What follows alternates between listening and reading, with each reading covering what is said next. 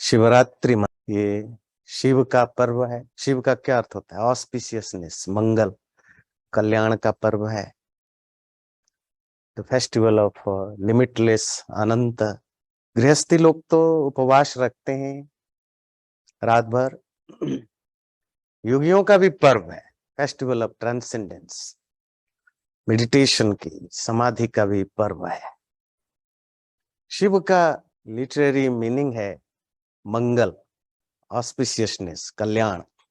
वो परमात्मा जो खुद भी कल्याण स्वरूप है, लिमिटलेस, अनंत है, उसमें कोई बदलाव नहीं होता, कोई रूप नहीं, जिसे हम ब्रह्म, परम ब्रह्म, परमात्मा।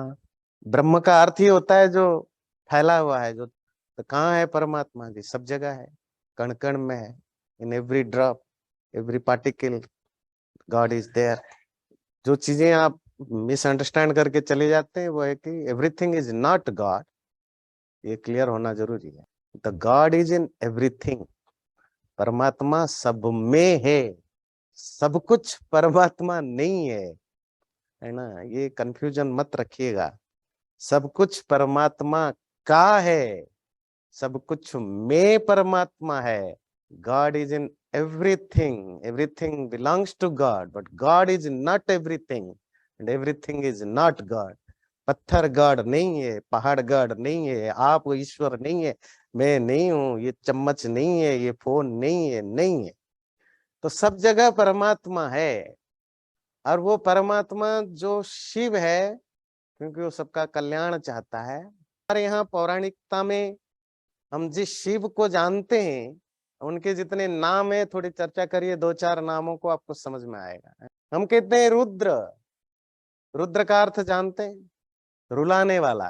रोदयति इति रुद्र, जो रुलाता है।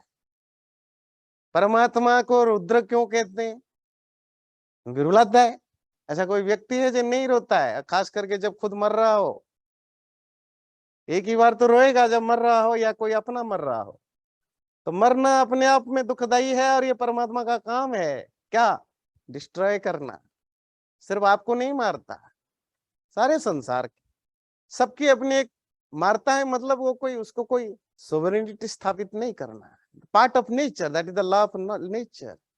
जो भी बना है उसको नष्ट होना है। नष्ट होता है तो नई चीजें आती है ना। कोई चीज नष्ट होगा ही नहीं तो उसकी जगह नया चीज लेगा क्या? यही तो जो वैदिक फिलोसफी है। Everything is in a cyclic mode. सब एक चक्र के रूप में है। कोई पैदा हुआ है तो कुछ दिन रहेगा, फिर उसमें क्षय, डिकेइंग होगा, फिर विनाश होगा। वो सोलर सिस्टम हो, वो प्लैनेट्स हो, वो कॉस्मस हो, वो पेड़ पौधे हो, वो पहाड़ नदियां हो, और वो हमारे आपके तरह प्राणी हो। तो क्योंकि हम सबके साथ विनाश लिखा है, और विनाश डरावनी होती है, इसीलिए वो परमात्मा डरावना है, रुद्र है, रुलाने वाला है। पर वो शिव है। जो भी आपके पास अच्छाइयां है सब उसी के कारण है। आपको बुद्धि दी है, बुद्धि के कारण आप इतने अकड़ते हो। इतना पैसा आपके पास है, इतना रूप आपके पास है, इतना पावर आपके पास है। वो कहाँ से आपने लिया? बुद्धि से। वो बुद्धि कहाँ से आपने? खेती से, खेत से उगाई, मम्मी ने दी, पापा ने दिया, कहाँ से लाए? वो आपको मिली है। आपके पैदा होने से पहले आपके माँ बाप ने कुछ तैयारी की हो ना हो, आपके माँ बाप वाले जनरेशन ने दुनिया को कितने बिगाड़ा हो ना बिगाड़ा हो, तो परमात्मा ने व्यवस्था आपके लिए दी है।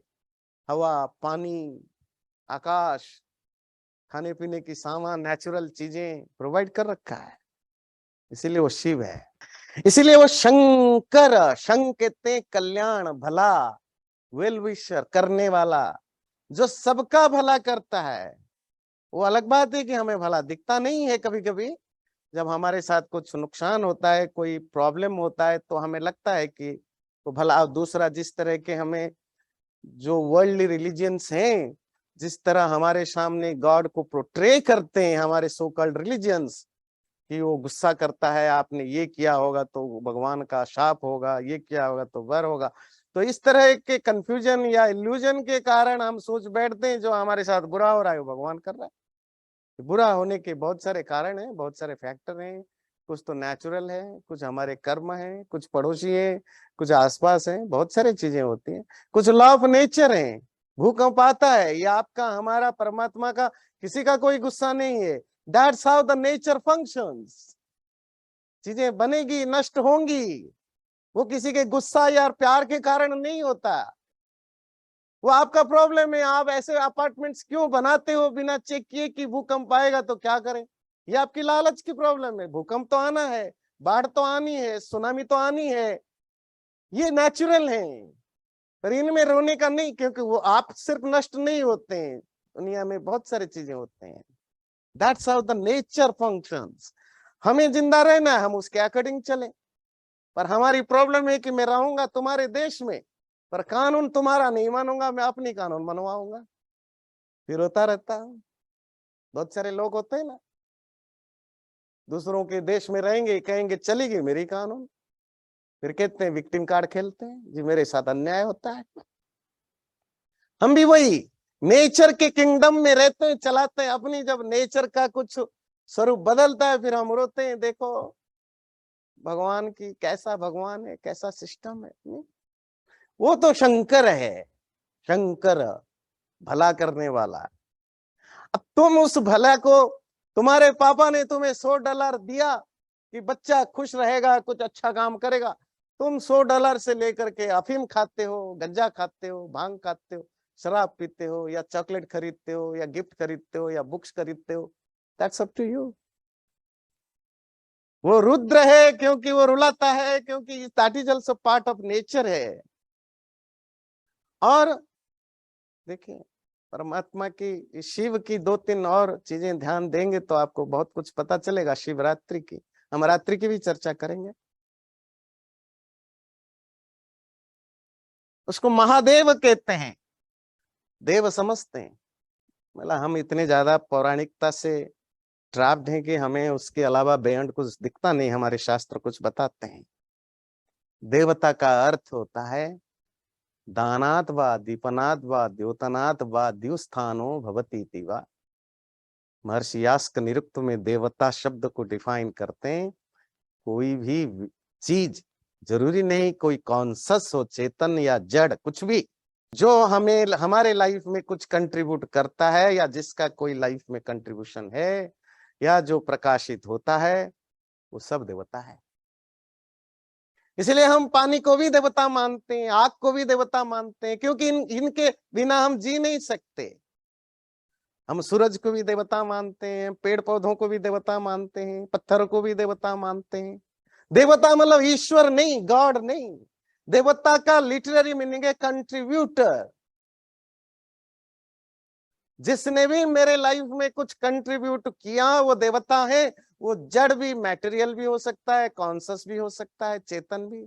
चेतन देवता कौन है? तुम्हारी माँ, तुम्हारे बाप, तुम्हारे गुरु, तुम्हारे बड़े लोग जो तुम्हें तुम्हारे लाइफ में कुछ कंट्रीब्यूट करते हैं, तुम्हारे ऋषि मुनि, साइंटिस्ट, राजा, ये सब तुम्हारी देवताएं हैं।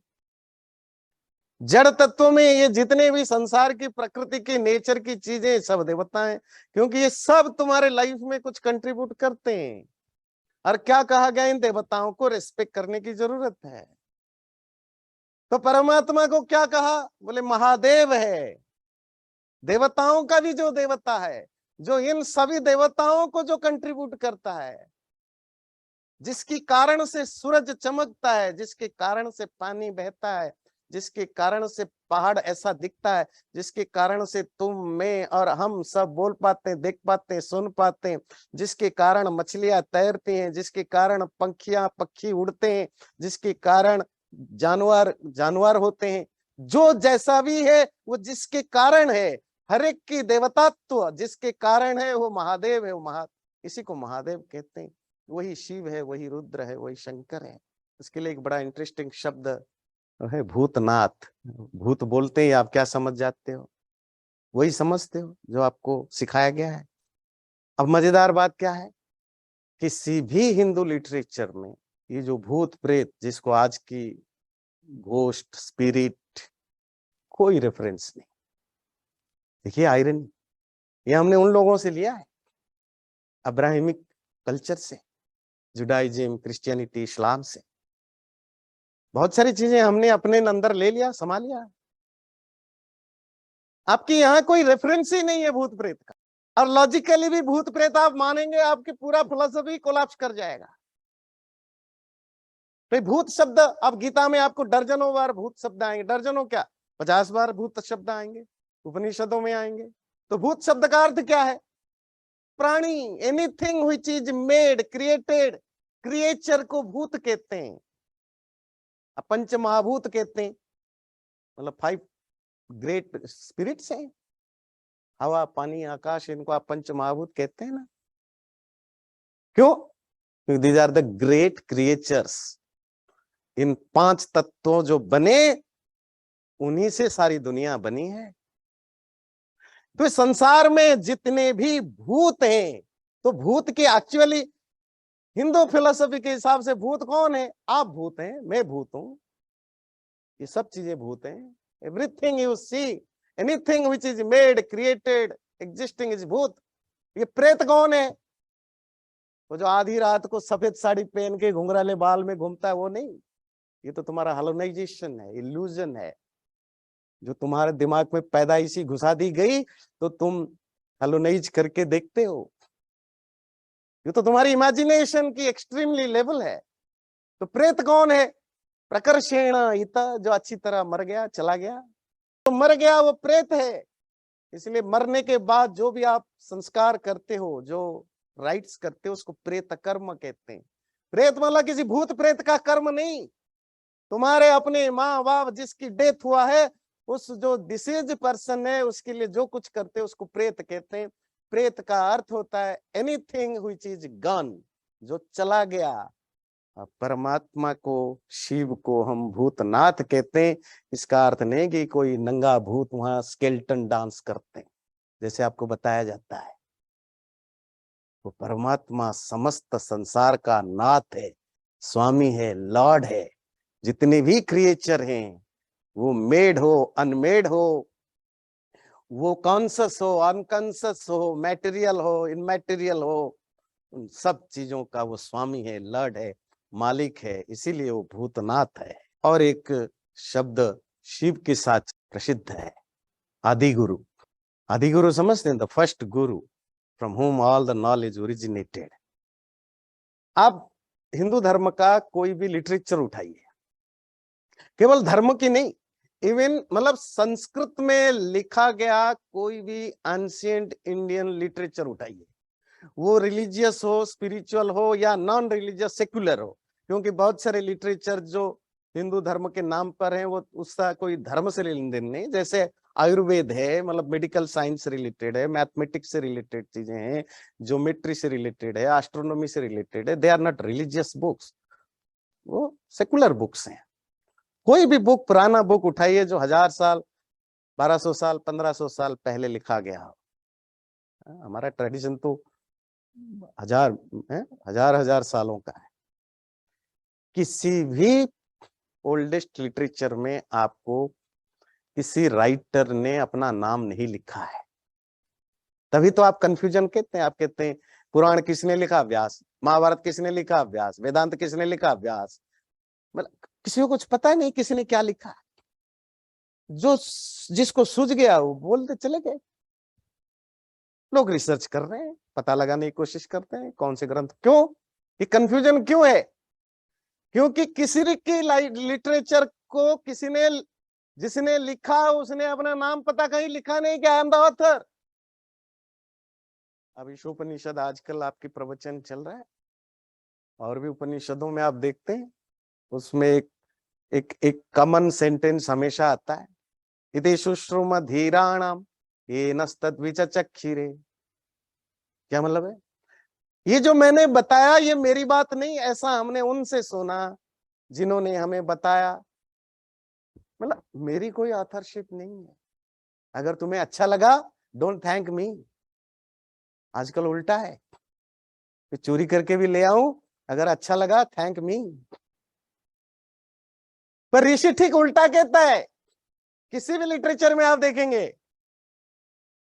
If you find something good don't thank me. ये तो उनसे थैंक करो जिनसे हमने लिया है। तुमने किन से लिया? कोई रेफरेंस नहीं। अच्छा चलो आप ढूंढ ढांड के पहुंच जाओगे उन्होंने किससे लिया, तो उसको पूछो, तो कहेगा मुझे डोंट थैंक मी, फिर किससे, उससे बोलो जिससे मैंने लिया है। कोई नहीं बोलता तुमने किससे लिया, यकीन मानिए किसी ने कहीं से नहीं लिया, सब उनके ओरिजिनल थॉट है।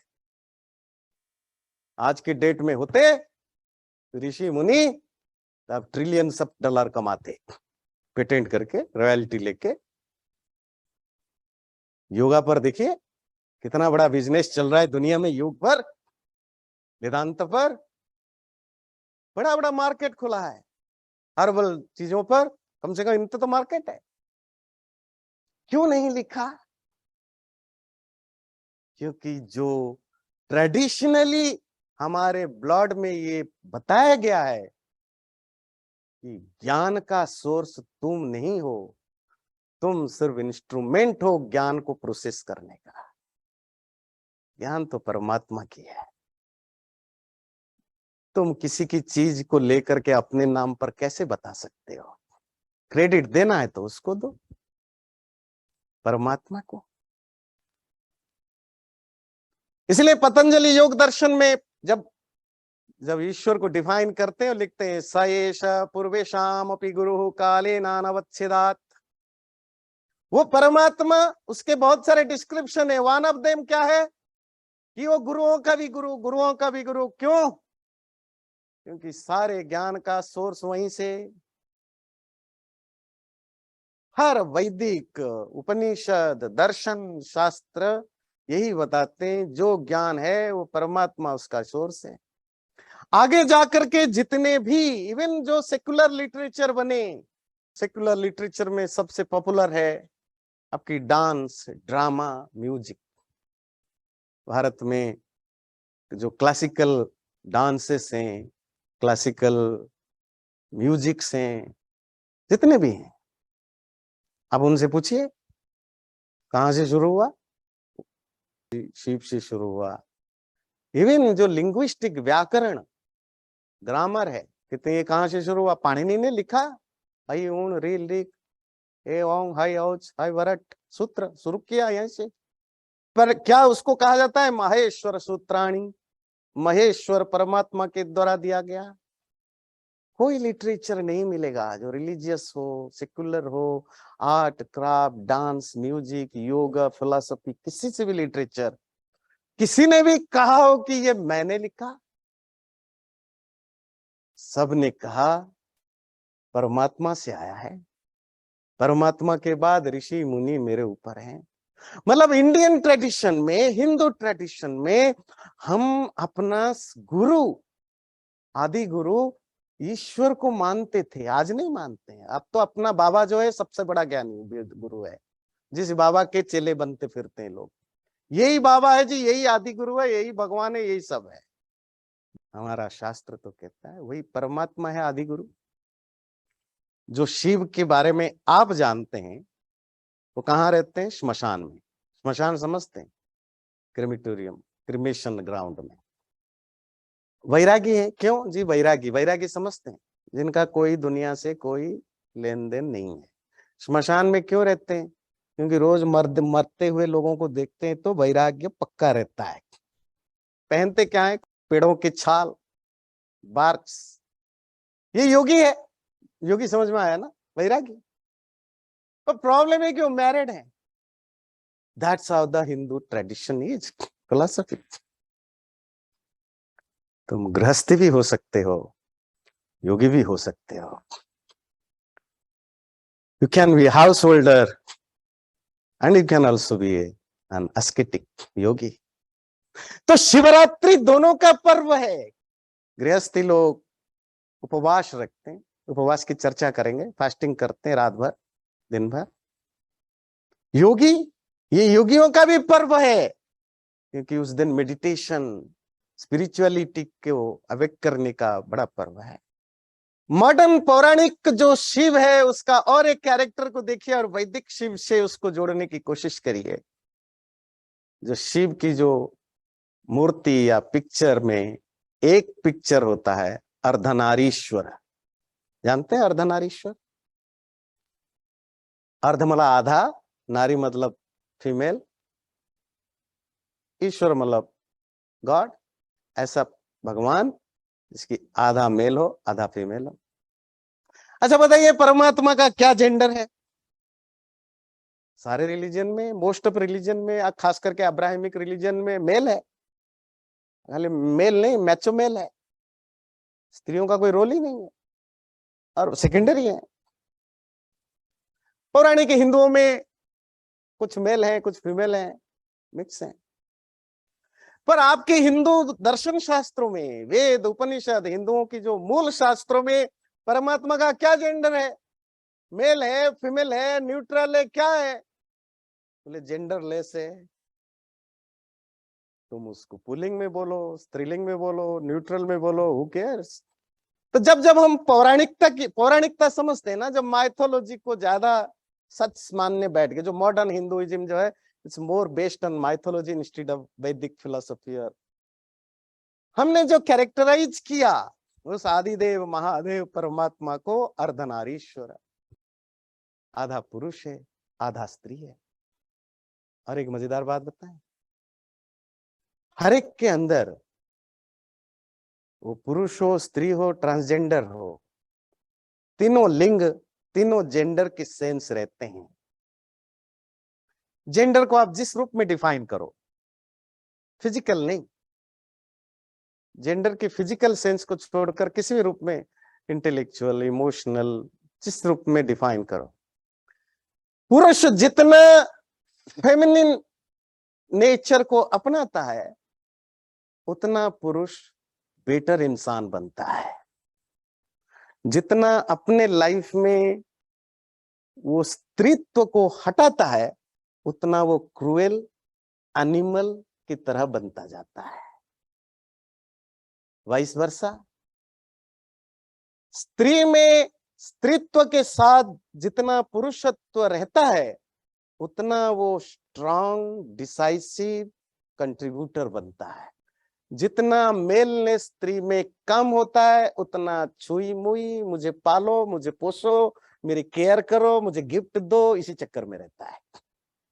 तो परमात्मा ने बनाया ऐसा, जो सॉफ्ट नेचर है वो फेमिनिन नेचर है, जो स्ट्रांग नेचर है वो मेल नेचर है।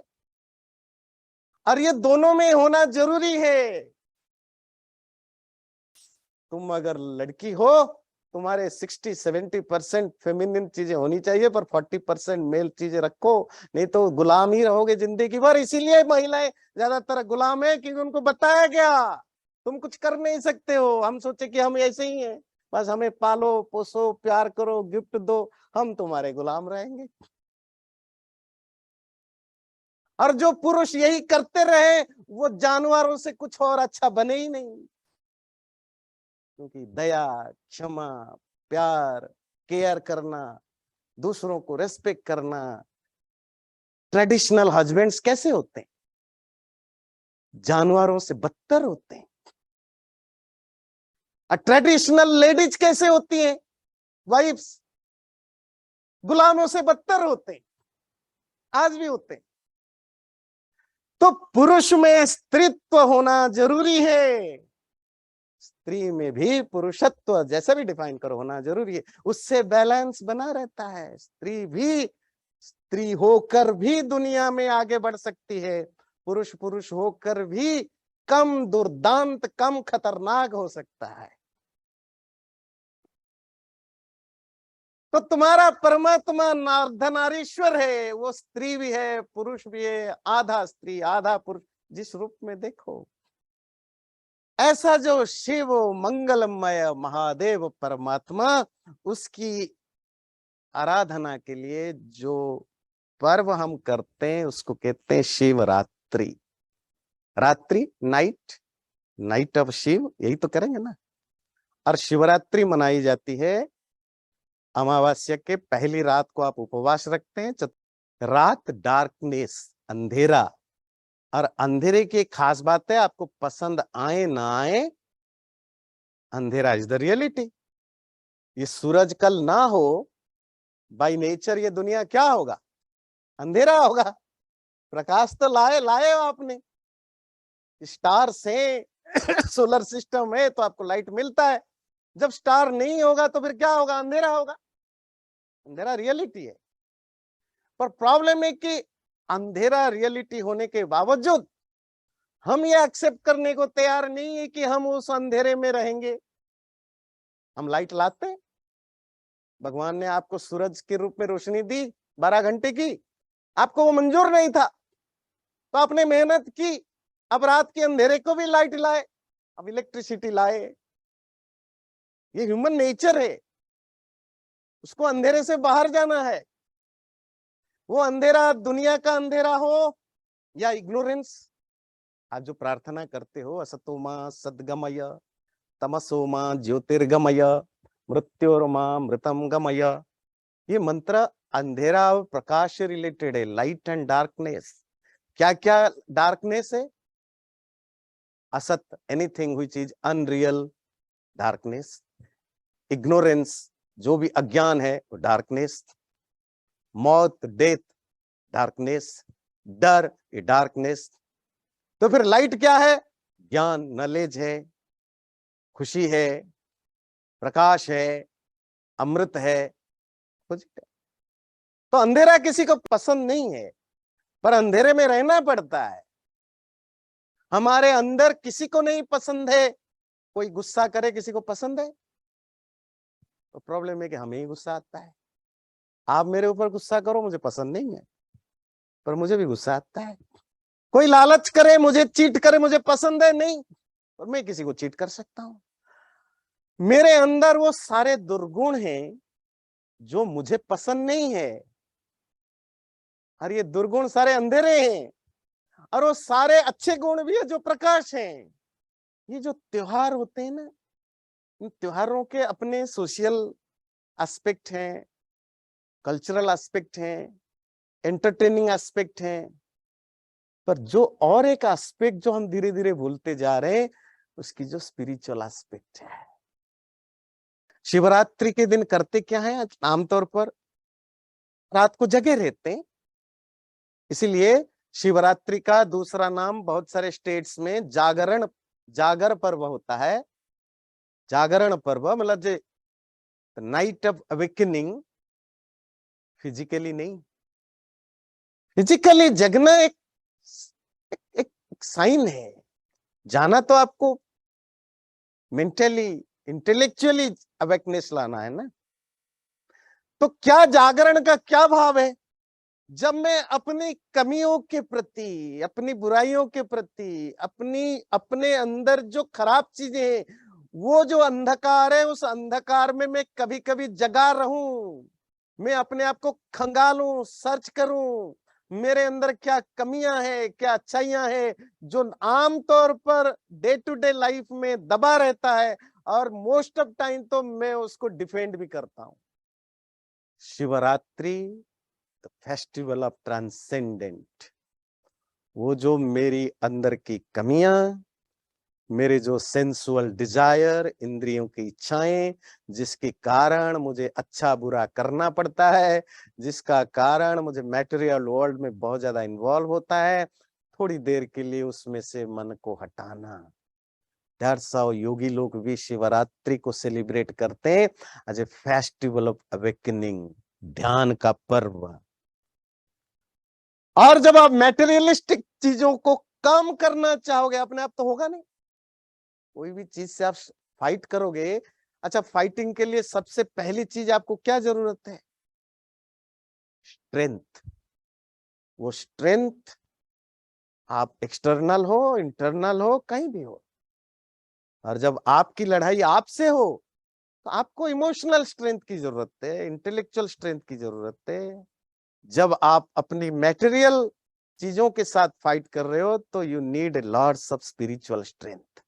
स्पिरिचुअल स्ट्रेंथ आता है स्वाध्याय, शास्त्रों को पढ़ना, सोचना, मनन करना, मेडिटेशन करना, और परमात्मा के प्रति भक्ति करना। तो शिवरात्रि उस रात का पर्व है जिसमें हम जगें। ये ऋग्वेद का मंत्र है। यो जागारतम ऋचः कामयन्ते युजागार तमसा मानियन्ति युजागार तमयम सोम आह तवाहमस्मि सख्यन्योकाः। जो जगा हुआ हो, ऋग्वेद के मंत्र भी उसी की चाहत रखते हैं, साम भी उसी को आशीर्वाद देते हैं, जो विजिलेंट हो अपने बारे में। अब परमात्मा ऐसे विजिलेंट जगे हुए व्यक्ति, जगा हुआ मतलब आंखें खोल के नहीं, अपने बारे में जो ठीक ठीक जानता है, अपने को जो एनालाइज करना जानता है, परमात्मा भी उसी व्यक्ति को जाकर कान में बोल देता है कि तू मेरा दोस्त है, मैं तुम्हारा मित्र हूं, जब जरूरत पड़े मैं तुम्हारे साथ हूं। क्या सचमुच तुम्हारे कान में परमात्मा आकर बोलेगा कि मैं तुम्हारा साथ दूंगा? बिल्कुल नहीं जी, कोई परमात्मा ऐसा थोड़ी ही बोलता है। फिर मंत्र का क्या भाव है? सिंपल भाव है, जब तुम जगे हुए होंगे, जब स्पिरिचुअली अवेकनेस का सिंपल मतलब है तुम्हारे अंदर क्या कमियां है तुम इसको जानते हो, मानते हो, तुम्हारे अंदर क्या अच्छाइयां है तुम इसको जानते हो और मानते हो, उसी के हिसाब से काम करते हो, तो फिर तुम्हारे लाइफ में प्रॉब्लम्स कम होंगे, दुख कम होंगे। जब दुख कम होंगे तुम किसको थैंक बोलोगे? कहोगे परमात्मा तुम्हारी कृपा से मेरे घर में सब बढ़िया है, तो बोलोगे कि परमात्मा मेरा मित्र है। पर परमात्मा ने सचमुच कुछ किया नहीं है, तुम्हारा अवेकनेस ही तुम्हारे अंदर सुख लाया, आनंद लाया, पर तब तुम बोलोगे कि वो परमात्मा मेरा मित्र है। इसी वैदिक ऋग्वेद के मंत्र को गीता के श्लोक से मैच कराइए। यानीशा सर्वभूतानां तस्याम जागर्ति संयमी यस्याम जागृति भूतानि सा निशा पश्यतो मुनेः।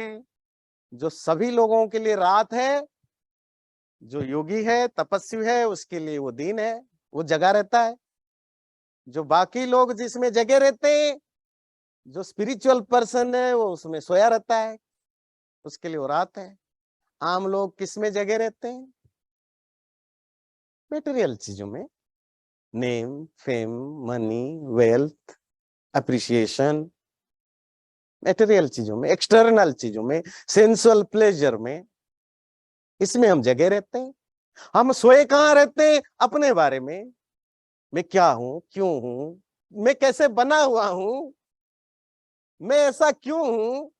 कितने लोगों को इसके बारे में सोचना होता है? इसके बारे में सोया हुआ हूं। और जो स्मार्ट लोग हैं, जिसको हम स्पिरिचुअल कहते हैं, वो क्या करते हैं? जिनमें आम लोग जगे हुए होते हैं, एक्सटर्नल चीजों में, मैटेरियल चीजों में, सेंसुअल प्लेजर में, नेम फेम चीजों, उनमें वो सो जाते हैं, उनको कोई इंटरेस्ट नहीं है, उनकी आंखें बंद रहती है। जगह कहाँ रहता है? जिनमें आम लोगों को इंटरेस्ट नहीं, मैं कौन हूँ, क्यों हूँ, यहाँ क्यों हूँ, क्या दुनिया सचमुच कुछ है, कोई भगवान कोई है या नहीं है तो क्या है, मेरा क्या रिलेशनशिप है दुनिया से, मैं ऐसा क्यों हूं, ऐसा शरीर क्यों मिला, मरने से पहले, मरने के बाद कहां जाऊंगा, पैदा होने से पहले क्या था, इन्हीं चीजों के बारे में जो जगा रहता है। रात्रि हुई, शिवरात्रि समझ गए, हम करते क्या है शिवरात्रि में? 1-2 मिनट करके फिर कंक्लूड करेंगे। जी उपवास करते हैं, व्रत करते हैं, और क्या करते हैं? उपवास करते हैं। उप मतलब नियर, क्लोज, पास, वास या आसन मतलब बैठना। जितने हमारे त्योहार हैं, मोस्ट ऑफ फेस्टिवल्स में, जो रिलीजियस फेस्टिवल्स होते हैं, उसमें हमारे यहाँ फास्टिंग की ट्रेडिशन है। अंग्रेजी में फास्टिंग कहते हैं, पर एक्चुअल शब्द है उपवास और उपासना। फास्टिंग का सिंपल संस्कृत शब्द होगा अनशन। अनशन समझते हैं? भूखा रहना, खाना ना खाना। उपवास का अर्थ फास्टिंग नहीं है, इससे पॉजिटिव हुआ। उपवास या उपासना का अर्थ होता है टू बी क्लोज समवन। क्या क्लोज तो हम रोज होते हैं? मेरी पत्नी है, मेरे पति हैं, मेरे बच्चे हैं, मेरी गाड़ी है, मेरे घोड़े हैं, मेरे पैसे हैं, मेरे फ्रेंड्स हैं, मेरे जॉब है, मेरे, इन सबसे हम बहुत क्लोज है। नहीं, इन सबसे क्लोज हो, उस दिन इन सबको छोड़ के और कहीं क्लोज होना, जो तुम्हारा सबसे प्यारा है, जिनको तुम्हें टाइम देने की जरूरत है। बहुत बिजी रहे जी अपना कैरियर बनाने में, 18-18 घंटे, 20-20 घंटे छोड़ दिया, कोई बात नहीं, पत्नी ने बोला कोई नहीं, नया नया जॉब है, स्टार्टअप खोल रहे हो, जाओ 18 घंटे 20 घंटे जितना लगाना है लगाओ। वो अपने मन को समझा लिया कि आपको कैरियर बनाना है तो छूट है, पर जब अब स्टार्टअप बन गया अब तो घर आकर तो अब भी बाहर रहता है, फिर तो मामला गड़बड़ है, फिर तो प्यार नहीं करता, फिर तेरे मन में खोट है। हमारे ऋषि मुनियों को पता था ये ह्यूमन नेचर है। आम आदमी छोड़ो, कोई जरूरी नहीं रोज रोज आकर परमात्मा के लिए बैठ जाओ, घर गृहस्थी मटेरियल लाइफ को एंजॉय करो। पर जो फेस्टिवल्स होते हैं वो इसीलिए बनाए गए कि उस दिन तो तुम उन सब की उपवास छोड़ो, उसमें उपवास करो जो तुम्हारा क्लोज है, जो तुम्हारे अंदर है, जो तुम बोलते रहते हो कि उसके कारण सब कुछ हो रहा है, उसके लिए थोड़ा टाइम निकालो, उसकी क्लोज बनो भगवान की। अगर तब भी नहीं दिया फिर तो तुम फ्रॉड कर रहे हो, नाम को बीवी बना रखे हो और कहीं कुछ कर रहे हो, बीवी रखे हो बस नौकर बनाने के लिए। और सच मानिए ज्यादातर रिलीजियस लोग तो परमात्मा को नौकर बना के ही रखे, अपने काम में आए थे तो छुट बेकार है। उपवास अपने मेंटली अपने आप को परमात्मा के पास पाने का नाम है, फील करने का, रियलाइज करने का है। आप कैसे भी करो, भक्ति से करो, मेडिटेशन से करो, तुम्हारे जिस तरह के एटीट्यूड है, फिजिकल, मेंटल, इंटेलेक्चुअल स्पेस है उस हिसाब से, पर करना तुम्हें बस इतना है, उस परमात्मा से, भगवान से, जिसके नाम पर तुम जिंदगी भर बोलते रहे। नहीं मानते हो तो अच्छी बात है, एथिस्ट हो, इफ यू आर एथिस्ट बहुत बढ़िया, कम से कम ऑनेस्ट हो। पर अगर परमात्मा को मानते हो तो टाइम निकालो, दैट्स उपवास, मेंटली उससे क्लोज बनो। और जब तुम किसी से मेंटली इन्वॉल्व हो जाते हो, डूब जाते हो, फिर तुम खाना पीना बाकी चीजें तो भूल जाते हो। ईश्वर की उपासना में इंद्रिय नियंत्रण, सेंसेस को कंट्रोल करना, सेंसेस की प्लेजर को रोकना फर्स्ट स्टेप होता है। इसीलिए जिस दिन हम त्योहार मनाते हैं या कोई फास्टिंग करते हैं, उसका मतलब यही था कि आप उस दिन सेंसुअल प्लेजर के लिए काम नहीं करोगे।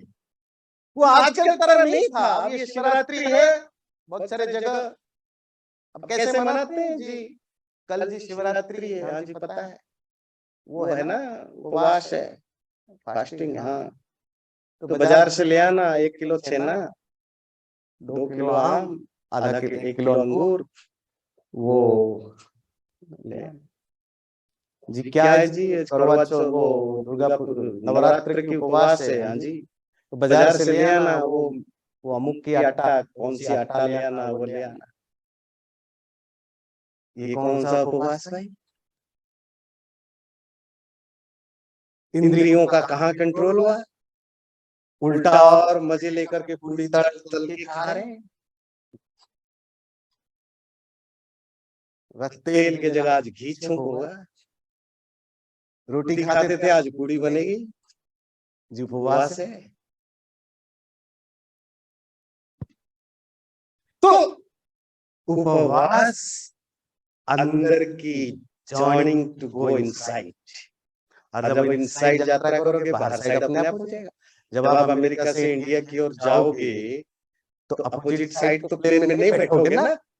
तो इसी तरह जब आप अपने सेंसेस को इंटरनल जॉइनिंग में लगाओगे तो एक्सटर्नल चीजों को तो छोड़ना पड़ेगा ना, कम से कम उस दिन के लिए छोड़ो। यही उसका भाव है। और जो सचमुच तुम उस परमात्मा को एंजॉय करने लगो तो अपने आप इंद्रियां मेल्ट हो जाएंगी।